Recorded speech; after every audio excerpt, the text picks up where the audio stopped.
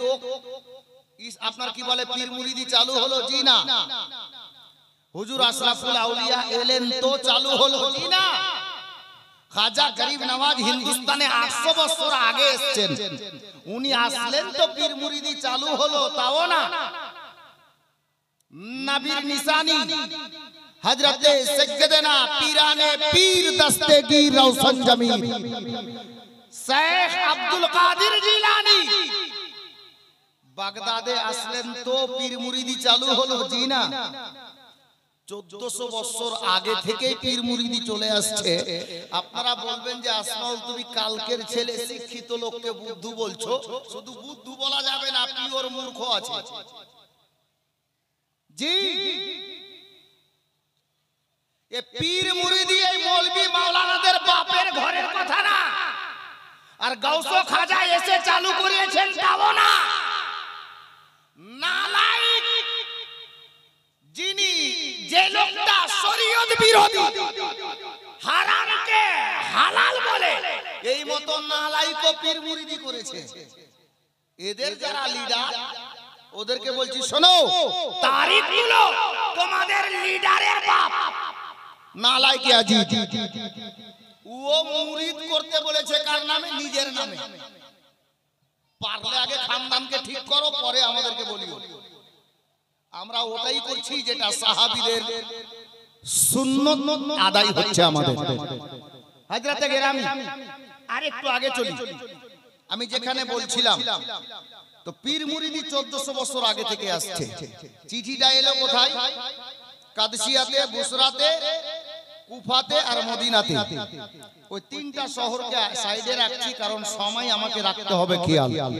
মদিনাতে যে চিঠিটা এসেছিল, ওই চিঠিটা এসে মদিনার গভর্নর, যার নাম কিতাবে লেখা আছে ওলিদ বিন উকবা, এই ওলিদ বিন উকবা নামক লোকটির নিকটে চিঠিটা এলো। এই চিঠিটাতে একটু কিছু আলাদা লেখা ছিল। কি লেখা ছিল? ওই কথাটুকু তো লেখা ছিলই, সাথে লেখা ছিল যে ওলিদ বিন উকবা মদিনাতে সমস্ত লোককে আমার নামে মুরিদ তো করবেই, তবে এদের মধ্যে তিনটা লোককে আগে মুরিদ করো। সেই তিনটা লোকের নাম চিঠিতে লেখা ছিল। কি? এক নম্বরে হযরতে হুসাইন ইবনে আলী, দ্বিতীয় নম্বরে হযরতে আব্দুল্লাহ ইবনে জুবাইর, আর তৃতীয় নম্বরে হযরতে আব্দুল্লাহ ইবনে উমর। ইনাদেরকে আগে মুরিদ করো। আর যদি ইনারা মুরিদ হতে না বলে দেয়, নাউজুবিল্লাহ, দেখুন সোচ, দেখুন দিমাগ, দেখুন কোথায় যাচ্ছে ওর ধারণা, এজিদের ধারণা। বলছে এরা যদি না বলে দেয়, প্রয়োজন হলে গর্দান কেটে দাও। আর তা যদি তুমি না করো, প্রয়োজন যদি পড়ে যায়, তাহলে আমি ইয়াজিদ যুদ্ধের ঘোষণাও করতে পারি। ইতি সিগনেচার সই এজিদ করে দিয়ে চিঠি পাঠিয়ে দিয়েছে। চিঠি চলে এসেছে কোথায়? মদিনাতে। অনেক কথা ছাড়তে হচ্ছে সময়ের জন্য। চলে এসেছে মদিনাতে। মদিনাতে যখন চিঠিটা পাওয়া গেল ওলিদ বিন উকবার নিকটে, তো ওলিদ বিন উকবা কি করলো? সরকারি দুটো লোক পাঠালো কোথায়? আমার হুসাইন ইবনে আলীকে ডাকার জন্য। আপনার দিনের বেলার ঘটনা এটা। হযরতে ইমাম হুসাইনের দরজায় ওই সিপাহী দুটি, সরকারি কর্মচারী দুটি গিয়ে আওয়াজ দিলেন, হুজুর বাড়িতে ছিলেন, বেরিয়ে এলেন। কে বাবা? বলে হুজুর আমরা সরকারি লোক ওলিদ বিন উকবার দরবার থেকে এসেছি, আপনাকে ওলিদ বিন উকবা ডেকে পাঠিয়েছেন গভর্নর হাউসে। আমার হুসাইন বললেন দেখো আমার হাতে সময় কম আছে, আমি এই মুহূর্তে তো যেতে পারছি না, তবে একটু পরে আসছি, তোমরা যাও, আমি আসছি তোমাদের যাওয়ার পর।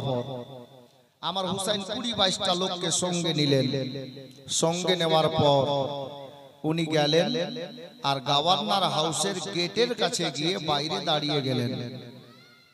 বেরাদার, বাবারা, ভাইরা, মা বোনেরা, আমার হুসাইন ইবনে আলী রাদিয়াল্লাহু তাআলা আনহু গেটের বাইরে দাঁড়িয়ে গেলেন। নিজের 20-22টা লোক সৈন্যকে বললেন, এ আমার সঙ্গী সাথীরা, তোমরা এখানে দাঁড়িয়ে যাও, তোমরা ভিতরে যাবে না, তোমরা এই জায়গায় দাঁড়িয়ে থাকো। তারা বলল হুজুর আপনি আমাদেরকে সঙ্গে নিয়ে আসলেন আর আপনার সঙ্গে আমরা ভিতরে যেতে পারবো না, তাহলে এসে আমাদের লাভ কি হলো? এ বাবারা মুসলমানেরা, আমার হুসাইনের দিওয়ানা আশিকরা কান লাগাও। হুসাইন ইবনে আলী রাদিয়াল্লাহু তাআলা আনহু আমার নবীর বংশধর গো। নবী যাকে বেটা বলে ডাক দিয়েছেন, আমার মা ফাতেমার পাকিজা দুধের কাতরা হুসাইনের সিনাতে আছে। হযরতে শেরে খোদা মুশকিল কুশা রাদিয়াল্লাহু তাআলা আনহুর পবিত্র খুন মোবারক হুসাইনের রগে রগে বিরাজমান আছে। বাবা আমার হুসাইন বললেন, ওরে আমার সঙ্গী সাথীরা, আমরা নবী বংশের ফুল রে, আমাদের বাড়িতে আল্লাহর কোরআন নাজিল হয়েছে, আমাদেরই বাড়িতে শরীয়তের আইন বিধান চালু হয়েছে। এই নবীর দিওয়ানারা শোনো, আমি নবীর আওলাদ হয়ে, আমি মা ফাতেমার বেটা হয়ে, আরে আমার মায়ের ব্যাপারে তোরা জানিস না রে? আমার মা জননী জান্নাত রানী ফাতেমার জীবনে 5 ওয়াক্তের নামাজ তো দূরের কথা, তাহাজ্জুদের নামাজ কাজা হয় নাই। আমি ওই আলীর বেটা রে, যে আলীর শরীরে যুদ্ধের ময়দানে কাফেরদের লেগে যাওয়া তীর বেঁধে যায়, তাতেও আমার বাবা নামাজ কাজা করেনি রে।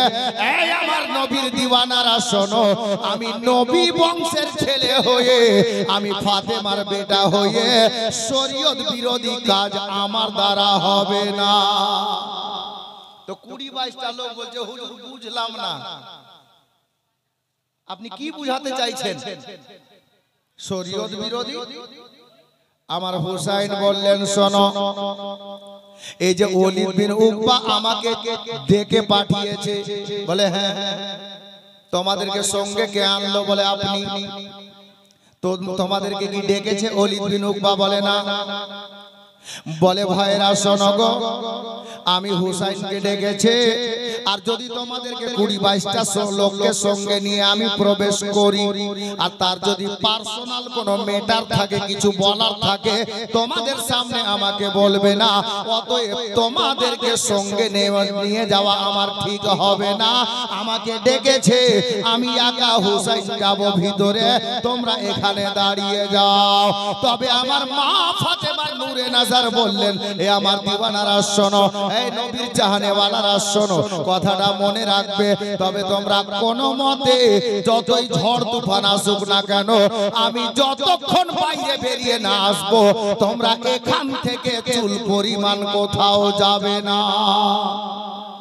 আর শেষে এই কথাটা মনে রাখিও, আমি তো ভিতরে চলে গেলাম, আমি ভিতরে যাওয়ার পরে আমার কণ্ঠস্বর, আমার গলার শব্দ যদি জোরে জোরে হয়, তোমরা এখান থেকে শুনতে পাও, তাহলে কোনো সৈন্যের বাধা মানিও না, তোমরা সবাই ভিতরে চলে আসো। আমার হুসাইন এই বলে তাদেরকে রেখে চলে গেলেন। ওলীদ বিন উকবা সিংহাসনে বসেছিল, আমার নবীর নাতিকে দেখা মাত্র সিংহাসন ছেড়ে দিয়েছে, হুজুর বসেন। আমার আমার হুসাইনে পাক বলছেন, ওলীদ বিন উকবা রে, আমার বসার সময় নেই, তুমি কি কাজে ডেকেছো, কি কথার জন্য ডেকেছো তাই বলো। ওলীদ বিন উকবা বলল, হুজুর সাধ্য নেই আপনাকে বলি, কিন্তু সরকারি অর্ডার কি করব। এ দেখেন আমার হাতে একটা চিঠি আছে, এই চিঠিটা দামেস্ক থেকে ইয়েজিদের তরফ থেকে এসেছে। সর্বপ্রথম একটা দুঃখ সংবাদ নিন, শোক সংবাদ নিন। বলে সেটা কি রে? বলে ওই দামেস্কের বাদশাহ হযরতে আমিরে মুআবিয়া রাদিয়াল্লাহু তাআলা আনহু, ওনার ইন্তেকাল হয়ে গেছে।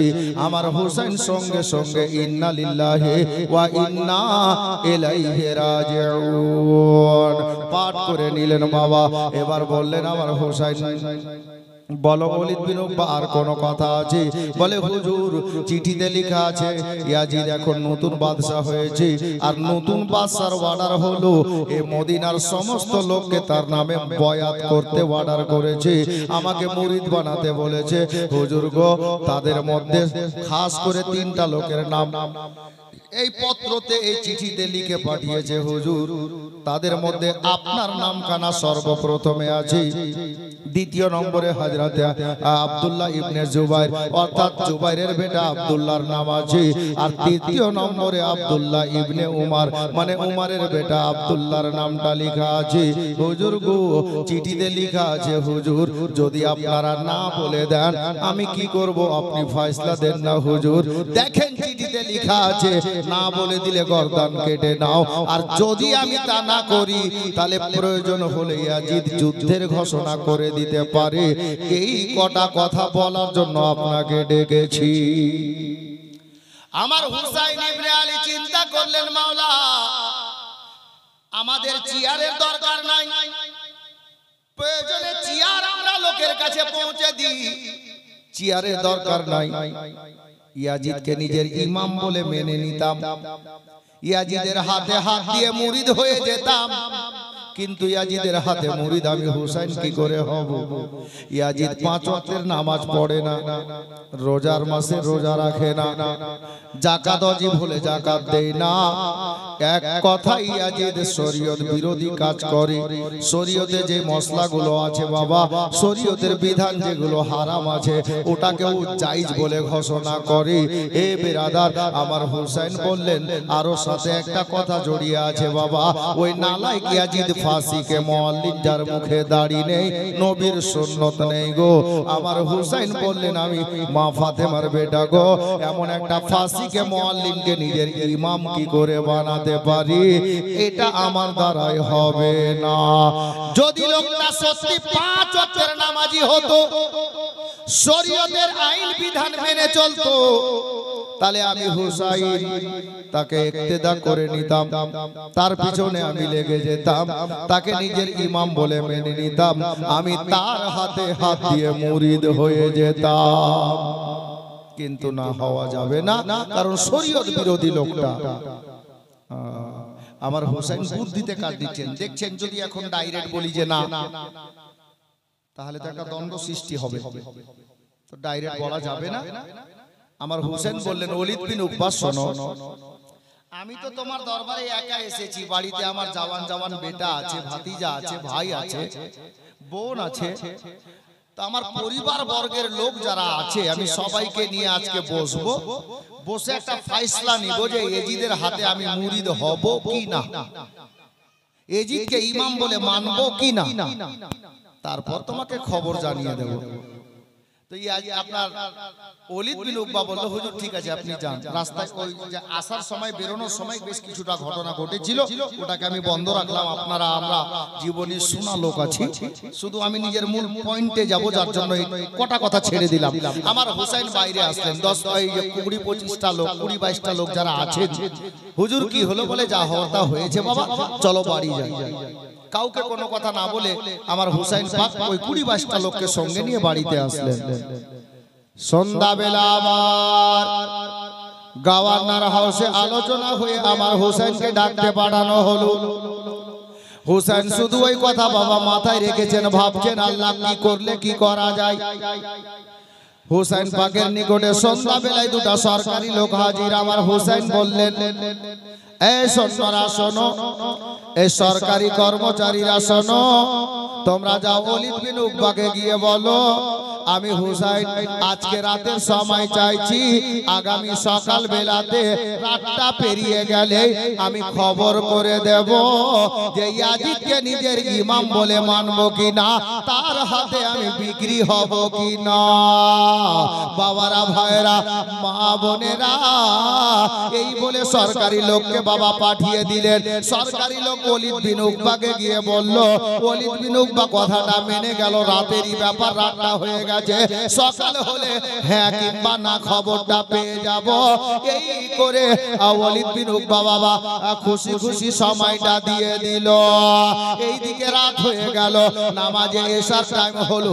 মসজিদে নববী শরীফে আমার মা ফাতেমার বেটা হযরতে মাওলা আলী নূরে নজর, দয়ার নবীর নয়নের তারা, আল্লাহু আকবার কবীরা, নওজওয়ান জান্নাতীদের সরদার, উনি বাবা আপনার গেলেন আপনার রিয়াজুল জান্নাত দিনকার মধ্যে হযরতে নবী পাকের সোনার মদিনায় মসজিদে নববী শরীফে নামাজে এসা ইমাম হয়ে পড়ালেন বাবা। আদায় করে নেওয়ার পরে আমার হুসাইন কাউকে কোনো কথা না বলে সবাই বাড়ি চলে গেলেন বাবা। আমার হুসাইন ইবনে আলী এক পা দু পা করতে করতে নবী পাকের চৌখাটে আকাদ্দাসে নুরানি জালি মোবারক ধরে আমার নবীকে সালাম জানিয়ে নবীর কদমে হাজার সালাম জানিয়ে বাবা এক পা দু পা করতে করতে বাড়ির দরজায় হাজির হয়ে গেলেন। সবাই নিজে নিজের বাড়িতে গেছে, আমার হুসাইন নিজের বাড়িতে গেছে। এখানে বুঝার কথা আছে রে বাবা। হুসাইন ইবনে আলী রাদিয়াল্লাহু তাআলা আনহু বাড়ির দরজায় মেন গেটে দাঁড়িয়ে নিজের আপনার কি বলে নিজের মায়ের পেটের বোন হযরতে সাইয়্যেদা জাইনাব রাদিয়াল্লাহু তাআলা আনহাকে ইমাম হুসাইনে পাক জাইনাব বলে ডাক দিলেন। হযরতে সাইয়্যেদা জাইনাব চট করে বাবা বাড়ি থেকে বেরোলেন, রুম থেকে বেরোলেন। দাদা আপনি আমাকে ডাক দিলেন? হ্যাঁ রে বোন ডাক দিলাম। দাদা বলেন। আমি জাইনাব তৈরি আছি, আমি জাইনাব প্রেজেন্ট আছি, আমি জাইনাব উপস্থিত আছি। হযরতে জাইনাবকে ইমাম হুসাইন বলছেন, বোন জাইনাব রে আমি তোমাকে আজকে ডাক দিয়েছি একটাই কারণ রে বোন। কি কারণ আছে দাদা? বলে বোন রে আজকে তোমাকে সঙ্গে নিয়ে তোমার দাদা একটা পরামর্শ করতে চায়। ইমাম হুসাইনের বোন জাইনাব বললেন দাদা তাহলে বলেন পরামর্শটা কি? আমার হুসাইন বললেন বোন জাইনাব আজকে দাদা বলবে বোন শুনবে, আর বোন বলবে দাদা শুনবে। এই মুহূর্তে কাউকে জানাবো না, চলো আমরা আড়ালে যাই। আড়ালে চলে গেলেন বাবা। আড়ালে যেমনই গিয়ে হাজির হয়েছেন দাদা বোনের দিকে তাকিয়ে আছেন, আর হযরতে জাইনাব নিজের দাদার চেহারার দিকে তাকিয়ে আছেন। জানি না কি হয়ে গেল বাবা, আমার হুসাইনে পাক বোন জাইনাবের চেহারার দিকে তাকিয়ে থাকতে থাকতে আমার হুসাইন পাকের চক্ষু মোবারক থেকে মতির দানার মতো অশ্রু মোবারক বেরোতে আরম্ভ করেছে। এ মা বোনেরা গো, আমার জামান ভাইরা গো, বোনের মোহাব্বত কাকে বলে হুসাইনের কাছে শিখে নেন। আর দাদার মোহাব্বত কাকে বলে হুসাইনের বোন জাইনাবের কাছে শিখে নেন। হযরতে জাইনাব ডাক দিয়ে বললেন দাদা বুঝতে পারলাম না, এখনো পরামর্শ আরম্ভ হলো না, আপনার চোখে পানি এসেছে, কোথাও কি বেয়াদবি ভুল করে ফেলেছি দাদা? বলে না রে বোন না। আমার হুসাইনের বোন বললেন জাইনাব হযরতে হুসাইন পাককে ওগো দাদা যান কিছু বলার আগে চোখে কেন পানি আসলো? আরে ভাই ভাই মুসলমান, আমি প্রত্যেকটা দাদা চাচাকে বলবো ভাইয়ের মোহাব্বত কাকে বলে হুসাইনের কাছে জেনে নেন, মা ফাতেমার বেটার কাছে শিখে নেন। বড় ভাই ছোট ভাইকে দেখে মুখ ফিরিয়ে নাই, ছোট ভাই বড় ভাইকে সালাম করে না। হযরতে ইমামে হুসাইন বোন জাইনাবকে দেখতে দেখতে চোখের পানি ঝরাচ্ছেন আর বলছেন বোন জাইনাব রে আমার কটা কথা মনে পড়ে গেছে রে বোন, যার জন্য চোখে পানি এসেছে। কি কথা মনে পড়েছে দাদা? হযরতে জাইনাবকে বললেন ভাই হুসাইন, দাদা হুসাইন বলে জাইনাব রে আজকে আর তোর দাদা হুসাইন বড় একা হয়ে গেছে। এই জাইনাব আজকে তোর বড় দাদা যদি বেঁচে থাকতেন রে, আমার বড় ভাই যদি বেঁচে থাকতেন রে জাইনাব আজকে তোমাকে ডাকা লাগতো না, আমরা দাদা ভাইয়ে পরামর্শ করে নিতাম। আমার বড় দাদা হাসানে মুজতাবা উনি যে আমাকে একা করে দিয়ে আমার জোড়াটা ভেঙে দিয়ে আম্মা জানের কবরের পাশে চিরতরে আরাম করছে। এই জাইনাব আমরা নানার কাছে দুই ভাই একসাথে যেতাম, মা জননীর কোলে বসে আমরা দুই ভাই একসাথে খানা খেতাম, আম্মা জানের নিকট থেকে আব্বা জানের নিকটে একসঙ্গে যেতাম। বোন জাইনাব রে এই সেই মসজিদে নববীতে আমরা নানার সঙ্গে নামাজে পাঞ্জেগানা এই মসজিদে আদায় করতাম, দুই ভাই একসাথে যেতাম, নানা সামনে নিয়ে আমাদেরকে বসে যেতেন, আমরা দুই ভাই খেলাধুলা করতাম। আল্লাহু আকবার কবীরা, অনেক কথা কথা মনে পড়ছে। আমার হুসাইন বলছেন বোন জাইনাব, আমার মা জননী দুনিয়াতে বেঁচে নাই, মাও কবরে শায়িতা হয়েছে, আমি বড় একা হয়ে গেছি। আজ তোমাকে ডাক দিয়েছি যে আমি নিজের মনের কথা তোমাকে বলবো, আর তুমি এই প্রস্তাব দেখো না কেমন হচ্ছে রে বোন। হযরতে জাইনাব বললেন দাদা তাই বলেন। হযরতে হুসাইন সব খুলে বললেন, ঘটনাটা খুলে বললেন এই কন্ডিশন। বলে বোন জাইনাব রে এবার বলো কি করা দরকার। বলে দাদা আপনি বলেন না কি করা দরকার। আমার হুসাইন বললেন জাইনাব তাহলে আমার ফয়সালা হলো এটা। বলে কি ফয়সালা গো দাদা। আমার হুসাইন বললেন বোন রে ওই ইয়াজিদ যদি ভালো লোক হতো, ইয়াজিদ যদি শরীয়ত মাফিক চলাফেরা করত, পাঁচে গানা নামাজ পড়তো, মুখে নবীর সুন্নাত দাড়ি রাখতো, তাহলে আমি হুসাইন তার হাতে হাত দিয়ে মুরিদ হয়ে যেতাম, তাকে ইমাম বানিয়ে নিতাম। কিন্তু খবরদার আমি হুসাইন তাকে ইমাম বানাতে পারবো না, কারণ শরীয়ত বিরোধী লোকটা নামাজের ধার ধারে না, যেটা জেনা বলে শরীয়তে হারাম আছে ওটাকে জায়েজ বলে, সুদ খাওয়া শরীয়তে হারাম ওই লোকটা সুদ খাওয়া জায়েজ বলে। হে বেরাদার, হুসাইনে পাক বললেন আমি ওই মতো লোককে ইমাম বানাতে পারি না। তো হযরতে হুসাইনের বোন বলছে দাদা আপনি পারেন না ভালো কথা, এখানে আর বলার কি আছে। বলে বোন ওটাই তো মশলা। কি দাদা। বলে সে চিঠিতে লিখেছে যদি না বলে দিই প্রয়োজন হলে তলোয়ার চালাও, আর না হলে যুদ্ধের ঘোষণা হতে পারে। তা আমার জাইনাব হুসাইনেরই তো নিজেরই বোন, মা ফাতেমার দুধের পবিত্র পাকিজা কাতরা হুসাইনের মধ্যে আছে, জাইনাবের মধ্যে ওই পাকিজা দুধের কাতরা আছে। হযরতে হুসাইনের দেহে আপনার মাওলা আলীর রক্ত মোবারক বিরাজমান, ওই রক্ত তো জাইনাবের শরীরেও আছে।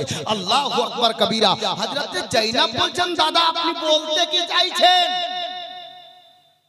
বলে বোন রে আমি বলতে চাইছি এই মদিনাতে বোধহয় আর থাকা যাবে না। কেন? গলা কাটতে বলেছে যার জন্য। বলে না। কেন মদিনা ছাড়বেন? ইয়াজিদকে নিজের ইমাম বলে মানবেন না তাই? বলে হ্যাঁ। তার মানে কি আপনি ভয়ে মদিনা ছাড়বেন? ইসলামকে আপনি ভালোবাসেন না? বলে জানের চাইতে বেশি। হুসাইন বলছেন জানের চাইতে বেশি। তো আপনি ইসলামকে যখন জানের চাইতে বেশি ভালোবাসেন তো মদিনা ছাড়বেন কেন? আমার হুসাইন বললেন বাই চান্স, ইন কেস, বলা যায় না, যদি যুদ্ধের ঘোষণা হয়ে যায় যার জন্য। তার মানে দাদা আপনি যুদ্ধ করার ভয়ে মদিনা ছাড়বেন তাই না? আমার হুসাইন বললেন বোন জাইনাব না। তাহলে কেন ছাড়বেন বলেন? আমার হুসাইন বললেন বোন জাইনাব রে এই সোনার মদিনাতে আমার ছোট ভাইয়ের কবর আছে, ছোট বোনের কবর আছে, আমার কয়েকজন নানি জানের কবর আছে। নবী পাকের চার ইয়ারের মধ্যে তিনজন সাহাবিয়ে রাসূল, খাস করে হযরতে আবু বকর, ওমর এবং হযরতে মাওলা আলী, এই তিনটা হস্তি এই মদিনাতে আছেন।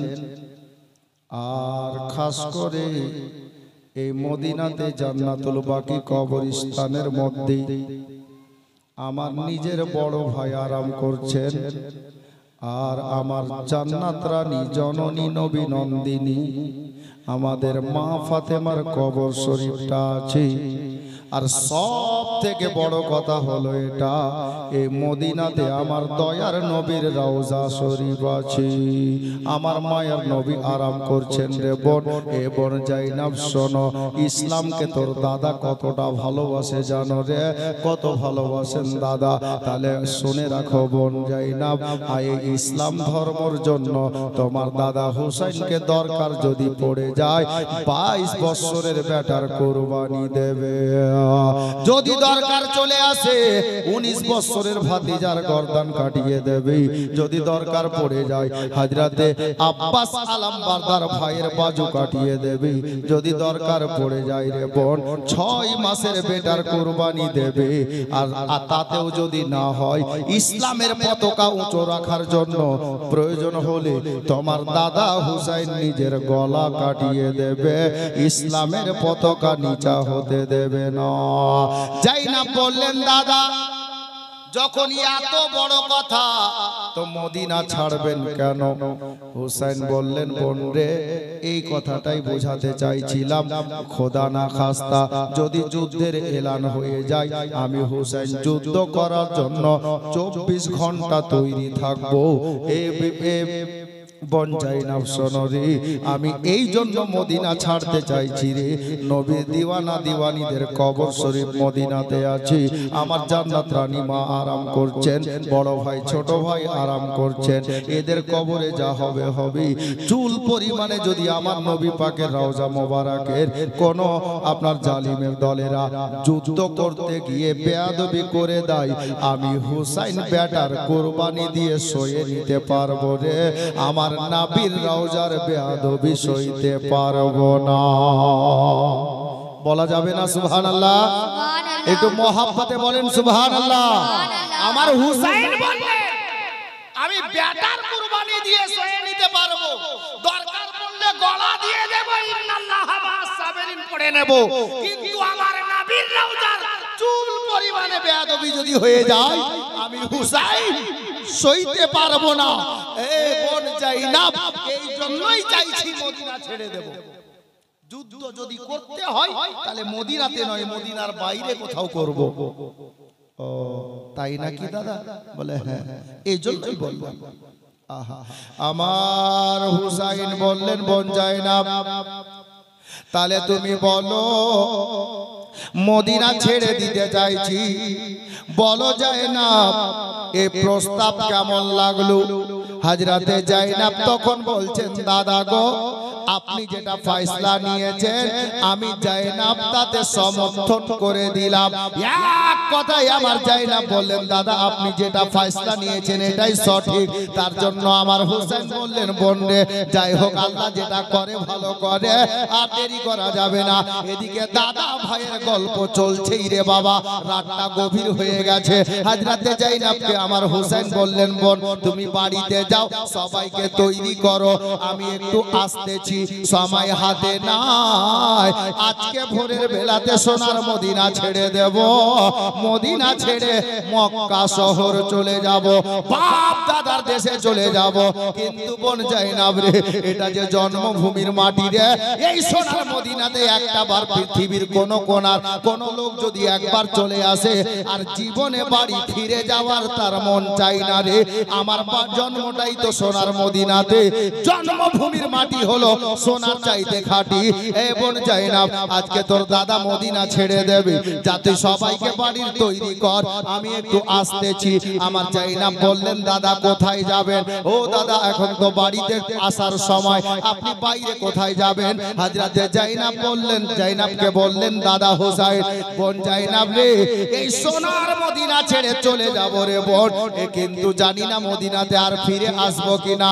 আমি এই গভীর রাত্রিতে আমার মায়ার নবী দয়ার নবী তো জাহানের বাদশা নবী হযরতে নবী পাকের নুরানি দরবার শরীফে যাব, আল্লাহর নবীর চৌকাটে আকাদ্দাসে যাব। আমার জানের নানাকে তো জাহানের বাদশাকে আমি মন ভরে প্রাণ ভরে আমার জীবনের মতো একবার শেষ সালাম জানিয়ে আসি। তুমি বাড়িতে যাও, সবাইকে তৈরি করো। বাবারা ভাইয়েরা আমি যা কমিটির ছেলেদের মুখ থেকে শ্রবণ করলাম, এই জালসা গতবার যা হয়েছিল তার থেকে এবার আরো উন্নত করা হয়েছে। এবার দুইজন বিখ্যাত মুকাররির আছেন, যিনার নাম একজন গাজিয়ে মিল্লাত হযরত মাওলানা গোলাম রসুল বলিয়াবি সাহেব, আর আপনার প্রধান অতিথি যিনি একজন আলে নবী আছেন, উনি আরাম করছেন, মাত্র 15 থেকে 20 মিনিটের মধ্যে তাশরিফ নিয়ে আসবেন। হ্যাঁ বেরাদার দিনের পর দিন উন্নতি হচ্ছে। আপনারা গ্রামের লোক কমিটি ছেলেদের সাথ দিচ্ছেন বলে বাবারা ভাইরা আমি তো গুনাহগার আপনাদের নিকটে বসে আছি। তবে একজন আলে নবী আসবেন, আলেম উলামা বসে আছেন, হাজী সাহেবরা সামনে বসে আছে, আল্লাহর নেক বান্দা বান্দিরা সামনে বসে আছে। এই জলসা আগামী বছর যেন ছেলেরা আবার ভালো করে করতে পারে আপনাদের সহযোগিতাতে। যার জন্য বলবো বাবা, আজকে আমার দয়ার নবীর দরবারে আকাদ্দাসে হযরতে হুসাইনে পাক সালাম পেশ করতে যাচ্ছেন বাবা। আমি সবাইকে নিয়ে আল্লাহর কাছে দোয়া করব। আর সাইয়্যদ জাদাকে বলবো, হুজুর আপনি নবীর বংশধর আছেন, ওই লোকগুলোর জন্য খাস করে দোয়া করে দিয়েন হুজুর, যারা সোনার মদিনা যাওয়ার মনস্কামনা করেছে।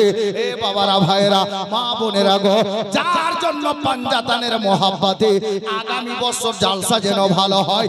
একটা কোন দানশীল ব্যক্তিকে দেখতে চাই নবীর মাহফিলে, আলে নবী দোয়া করে দেবেন। ৫,০০০ টাকা দেনেওয়ালা কেউ আছেন? দেখান তো হাত। আছে কোনো ভাই, কোন দাদা, কোন চাচা? আগামী বছর যেন জালসা আরো ভালো হয়। পাঞ্জাতানের মহব্বতে ৫,০০০ টাকা দোয়া করবেন আলে নবী। আর দুয়ার মেন পয়েন্ট থাকবে, আল্লাহ পাক আপনাকে মরার আগে যেন একটা বার নবীর সোনার মদিনাতে পৌঁছে দেন, আমার নবীর রওজার জালিটা দেখিয়ে দেন। এ বেরাদার, আমি কথাটা মনে পড়ে যায়, আল্লাহর নবীর নুরানি দরবার এমন একটা দরবার, কোন আল্লাহর নেক বান্দা, আল্লাহর কোন বান্দা, আল্লাহর কোন বান্দি একবার সোনার মদিনাতে হাজিরি লাগিয়ে দেবেন। আল্লাহর নবী বলছেন আল্লাহু আকবার কবীরা, যদি কোন ব্যক্তি সোনার মদিনাতে এসে একটা নেকির কাজ করে গো, আমার আল্লাহ তার আমলনামাতে একটা নেকির পরিবর্তে ৫০,০০০ নেকি দান করে। সুবহানাল্লাহ, সুবহানাল্লাহ। দয়ার নবীর মহব্বতে আল্লাহর নবী যেন আপনাকে সোনার মদিনাতে ডেকে নেন। ৫,০০০ টাকার কুরবানি পকেটে নাই, হাতটা দেখান, কাল দিয়েন, পরশু দিয়েন, ৫ দিন পর দিয়েন, কমিটির ছেলেকে দিয়ে দিয়েন। জি, একজন ব্যক্তি আছেন, মাত্র একজন, কমিটির হোক বা গ্রামের হোক বা ডান বাম আশেপাশের কোন পাড়ার হোক, একজন কেউ আল্লাহর নেক বান্দা। আমি গুনাহগার হলেও এখানে আল্লাহর অনেক নেককার বান্দা, আলিম উলামা, কারিয়ে কোরআন, হাফিজে কোরআন সবাইকে নিয়ে একটা বারের জন্য আমরা সবাই হাত তুলবো ওই লোকটার জন্য। ৫,০০০ টাকা কেউ একজন দিতে পারবেন? নেই? আল্লাহু আকবার। একজন ব্যক্তি, আমি জোড়া চাইনি, শুধু একটা লোক। পারবেন না? আল্লাহু আকবার। যদি ভারী হয়, আমি টাইম লস করতে চাইছি না, তাহলে দুজন মিলে দিয়ে দেন। ৫ ৫ ২৫, মানে পাঞ্জাতানের মহব্বতে ২৫০০ করে দুইজন। দেখান তো হাতে। আশা করছি এবার উঠবে। দুটো আল্লাহর বান্দা মিলে একটা কলম আপনাদের জন্য খাস করে আল্লাহর নিকটে, আল্লাহর দরবারে দোয়া চাইবো আমরা সবাই মিলে, যে আল্লাহ পাক যেন আপনাকে মরার আগে একটাবার মক্কা এবং মদিনা শরীফ যাওয়ার তৌফিক দান করেন। ২৫০০ টাকা পাঞ্জাতানের মহব্বতে নেই একজন? পকেটে নিয়ে বসেননি, পরে দিয়েন, হাতটা দেখান। একজন পারবেন না? আল্লাহু আকবার। নবীর মহব্বতে আমরা, হ্যাঁ সুবহানাল্লাহ, মাশাআল্লাহ। ২৫০০। এ দেখেন এক ভাই, আমি গোলাম আজগান, যাই হোক আপনারা একটু কমিটির ছেলেকে দিয়ে নামটা লিখে নেন। একজন কোন আল্লাহর বান্দা, কোন ভাই আমার ২৫০০ টাকা দিয়েছেন। নারায়ে তাকবীর, নারায়ে রিসালাত, ইসলাম বলেন জিন্দাবাদ, মাশাআল্লাহ। দ্বিতীয় নম্বরে একজন, দুজনকে বলেছিলাম, একজন পাওয়া গেছে। জি, একজন কোন ভাই বা দাদা বা কোন চাচা মদিনা যাওয়ার আশাতে, জি মদিনা যাওয়ার আশাতে, যাদের মনে আছে বাসনা, যাদের মনে আছে বাসনা, আইকে যাবি সোনার মদিনা। যাদের মনে আছে বাসনা, আইকে যাবি সোনার মদিনা। ও গো পাক মদিনা গেলে পরে পূর্বে মনের বাসনা আইকে যাবি সোনার মদিনা যাদের মনে আছে বাসনা আইকে যাবি সোনার মদিনা একজন আর হলেন না একটা লোক একজন ভাই বা দাদা চাচা তারপর আমার গাড়ি আগে চলে যাবে তারপর কি ঘটছে আমি ঘটনা বলবো ইনশাআল্লাহ দ্বিতীয় নম্বরে 2500 টাকা দেনে বলা একটা আল্লাহর বান্দা আর নেই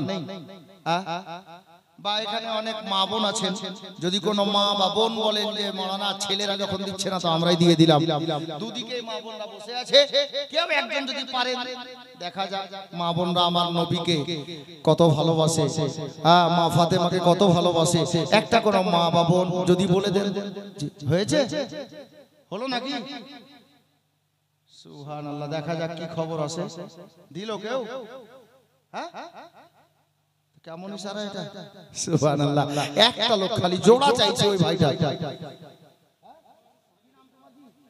রবিউল ইসলাম সাহেব নারে তাকবীর নারে রিসালাত জনাব রবিউল ইসলাম সাহেব 2500 টাকার দাতা বলেন জিন্দাবাদ জি অনেক ভাই আছে অনেক দাদা আছে কে দিল মেয়েদের তরফ থেকে এই দেখেন কোন মা নগদ 500 টাকা পাঠিয়েছে আলহামদুলিল্লাহ তো বলছিলাম আমি 5টা মিনিটের মধ্যে নেওয়া দেওয়ার কাজটা শেষ করছি কারণ হাজরাত চলে আসবেন উনি চলে আসলে আমার সময় শেষ যার জন্য 5টা লোককে বলবো একটু চটচট করে নিজের মা বাবার মহব্বতে 1000 করে টাকা একটু হাত দেখান তো বাবা এই দেখেন হাত দেখেন ওই যে সুবহানাল্লাহ একজন হয়েছে 2 নম্বরে কে আছেন একটা মা বাবার মহব্বতে 1000 টাকা জি দ্বিতীয় নম্বরে হাতটা যে কি কার উঠে সুবহানাল্লাহ জি দ্বিতীয় নম্বরে একজন 1000 দেখি কার ভাগ্যে যায় এটা নিজের মা বাবার মহব্বতে মা বাবা বেঁচে আছে আল্লাহ আপনার মা বাবাকে ভালো রাখুক যদি কবরে চলে গেছেন আল্লাহ পাক এই দানের ওসিলাতে নবীর মাহফিলের ওসিলাতে যেন জান্নাতবাসী করুক জি একজন ব্যক্তি দ্বিতীয় নম্বরে 1000 টাকা মা বাবার মহব্বতে জি এখানে অনেক জওয়ান ভাই বসে আছে দাদা বসে আছে নিজের মা বাবার মহব্বতে আমি বলেছি ইনশাআল্লাহ তাআলা মায়ের দিলেতে ব্যথা কখনো দিও না কখনো দিও না মায়ের দিলেতে ব্যথা কখনো দিও না কখনো দিও না মায়ের মতো এত আপন আর তো কেউ হবে না মায়ের দিলেতে ব্যথা কখনো দিও না কখনো দিও না 2 নম্বরে একজন মা প্রেমিক হাত তুলেন দ্বিতীয় ছন্দটা বলে দিচ্ছি নেই 2 নম্বরে 1000 টাকা দেনেওয়ালা মায়ের নামে আল্লাহু আকবার এই দেখেন